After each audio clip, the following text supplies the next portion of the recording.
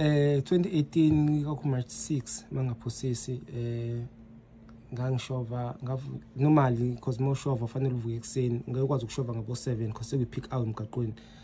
so mofuna ukushova isikhathi eside at least fanele uqale ngabo 4 at least past 3 kanje usemgaqweni so then uzokwazi ukuba no 3 hours ngo6 uyalibeka ibhayisikili so usually ngasuka ekhaya ngashova then ngidlula ngase umokuhlamba uye Howard kuno museum ongaka left osenisisakhe so museum lapho and then kwaqhamuka abantu abo3 bangibutha ukuthi ngiyaphi bakhipha isibhamu ngabachaza ukuthi ngiyajima then bangidonsela ehlahleni kunendawo nje eyi open eyihlathi lapho ngaka left mo ngaka right mo unyuka so ilapha aqala khona banginquma khona inyawo so then babe ngakhuluma kakhulu nami so banquma lo nyawo lo ngalana then bahabama bengakhulumi nami bekhuluma and babekhuluma futhi language enga understand kahle then while ngisale ngangithi ngiyafa so why ngisalele phansi and then they pack and then they run away so baqoqa then babaleka so ngisalele phansi kwafika ngangisena abantwana bawuthunga isikhathi lo solwandle no elihle so ngezwe bona bememe lucky besimqundi bethi vuka baba wala wazi uzofa lana usheno ba so ilana nga okay no ngezwakala mfethu sikhuluma neqhawe elisimele eningizimu Afrika lasimela emazweni omhlaba sikhuluma nomhlengi wakagwala igama lakho umhlengi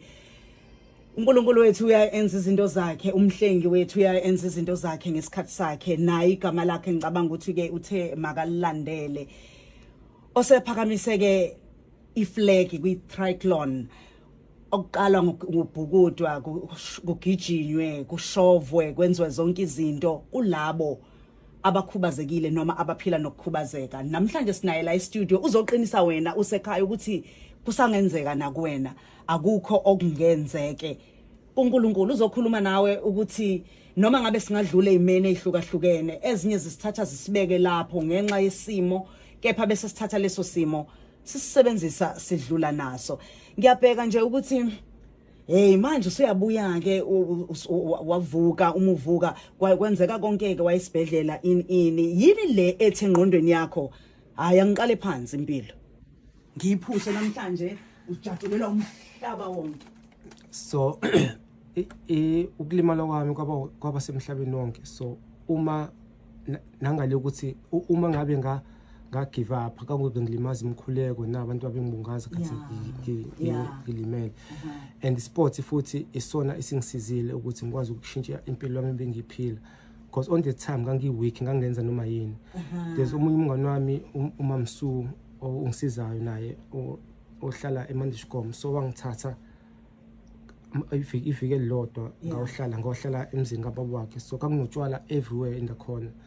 so ngaze ngamtshela naye ngathi yazi la ekhaya indlela engikho ngayo ngathatha noma yini ngiyiphuze then ngalolanga lolo wangimuvela kwenye indawo so then ngabona ukuthi no I have to push abantu bangisupport kakhulu and if ngiyeka manje ngizokwenzani yini ngizoyenza because isport isona yonke engcono ngikwazi ukuyenza empilweni so yeah ne supporting ngitholela ebantwini nabantwana uma bengivuka ekseni bazi baba uya ejimini baba ujim namhlanje noma kanjalo yabo lonto lo iyakusupport and iyakugqugquzela ukuthi wenze more and bakholelwa kuwena ukuthi yo ubaba uye lesimona ku TV yeah bakholelwa kakhulu awumadoda ngiyabonga ukuthatha isikhathi esingakanani ukujwayelaka ukulisebenzisa kahle kunyawo umlenze wami uqala ngenzelwa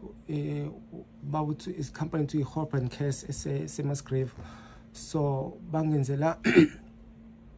2020 ngaluzu kahle ngo2018 nga recover okay 2018 2020 then ngaba infection then kophoqeza unyawo fanele ngilikhathi so unyawo ngalanqunywa ngo August 18 then umlenze ngawuthola ngo November so nakhona umlenze bangitshela ukuthi it's not like ukufana ukuthi uthenga isinko esitolo noma uthenga icathulo and then uyilinganisa uhambe it will take time so then ngase ngiqala ukugijima ngoJanuary then i-race yami yokuqala ingoMarch on 2021. Yeah. So umlenze is all about wena ukuthi ulangazela kanani kusebenza. In fact yonke ke into kuya ngawo ukuthi ufisa kanani ukuthi kusebenzele. If slow izothatha isikhathi eside, if uyiphusha wena kuyothatha isikhathi esifishane. So ngangiyiphusha because ngangifuna ukuqhubela phambili ngase ngikhathele ukuhlala endlini and ngase ngine overweight futhi so ama crutches ngase ngawathanda because